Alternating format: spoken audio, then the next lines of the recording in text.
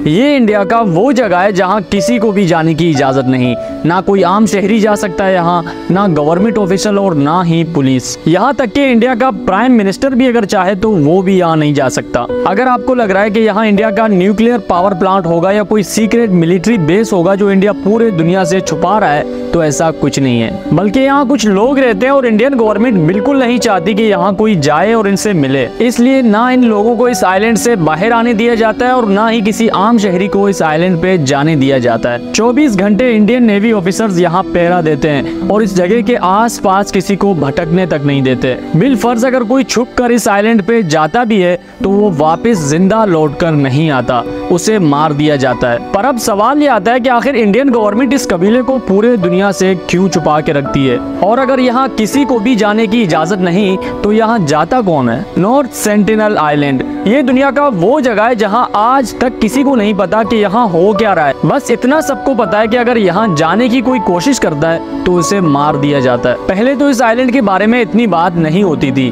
पर फिर 15 नवंबर सन 2018 को एक ऐसा हादसा हुआ जिसने पूरी दुनिया की नजरें इस आइलैंड पे कर दी। जॉन एलन नामी एक अमेरिकन बंदा कुछ इंडियन कश्ती वालों को रिश्वत देके इस आइलैंड पे जाता है। उसका मकसद था कि वो उस आइलैंड पे रहने वाले लोगों को अपने मजहब क्रिश्चियनिटी की दावत दे और उनको अपने मजहब में कन्वर्ट कर सके। जैसे ही जॉन वहाँ पहुंचा उसने कश्ती वालों को किनारे पे खड़ा किया और खुद कुछ गिफ्ट्स लेकर आइलैंड पे चला गया। जॉन ने सोचा कि ये गिफ्ट्स देखकर वो लोग बहुत खुश होंगे और इसको एक अच्छा इंसान समझकर इसकी बात सुनेंगे, पर जैसा जॉन ने सोचा था वैसा कुछ नहीं हुआ। उन लोगों ने आते साथ ही जॉन पे तीर बरसाए और उसके लाए गए तोहफे उसके आंखों के सामने तोड़कर फेंक दिए। ये देखकर वो कश्ती वाले भी वहाँ से डर के भाग गए और उन्होंने दूर से देखा कि उस आइलैंड पे रहने वाले लोगों ने जॉन को मार दिया था और उसके लाश को घसीट रहे थे। इस खबर ने पूरे दुनिया में एक हलचल सा मचा दिया। अमेरिका से लेकर पूरे दुनिया के न्यूज चैनल्स ने इस खबर को कवर किया और उस टाइम हर न्यूज चैनल पे जॉन और इस आइलैंड की ही बात हो रही थी।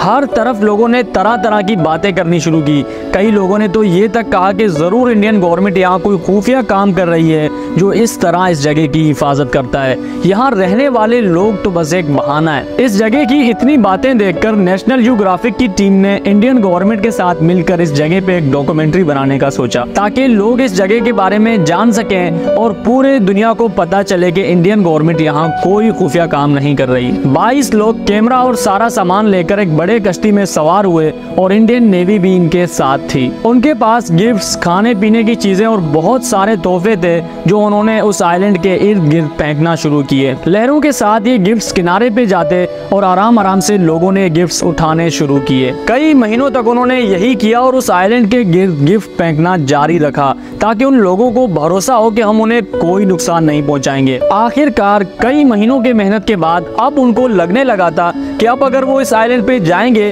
तो शायद वहां रहने वाले लोग इन्हें नुकसान नहीं पहुंचाएं। पर जैसे ही वो लोग आइलैंड के करीब पहुंचे तो उस आइलैंड पे रहने वाले लोगों ने नेशनल ज्योग्राफिक की टीम पे अंधाधुंध तीर बरसाना शुरू किया और एक तीर डायरेक्टर के टांग पे भी लग गई। मजबूरन उनको वहां से भागना पड़ा और ये मिशन भी खत्म करना पड़ा। पर फिर जब इस आइलैंड के बारे में तहकीक किया गया तो पता चलता है कि ये लोग यहाँ सदियों से रहते हैं और इनको बाहरी दुनिया के बारे में कुछ भी नहीं पता कि बाहर क्या चल रहा है। गाड़ियाँ, मोबाइल, इंटरनेट तो दूर की बात, इनको ये तक नहीं पता कि इस आइलैंड के बाहर भी एक दुनिया है। ये लोग अब भी सदियों पुराने तरीकों से अपनी जिंदगी गुजार रहे हैं। दुनिया में आ रहे नए नए टेक्नोलॉजीज के बारे में इनको आज तक कुछ नहीं पता। कहा जाता है कि जब इंडिया में ब्रिटिश हुकूमत था तो इस आइलैंड से कुछ लोगों को जबरदस्ती बाहर लाया गया था ताकि इनकी जुबान और कल्चर पे तहकीक किया जा सके, पर उनको यहाँ लाने के 2 दिन बाद वो लोग मर गए थे क्योंकि वो लोग सदियों से ही एक नेचुरल माहौल में रहते और हमारे दुनिया के जरासीम और पोल्यूशन उनका जिस्म सह नहीं सका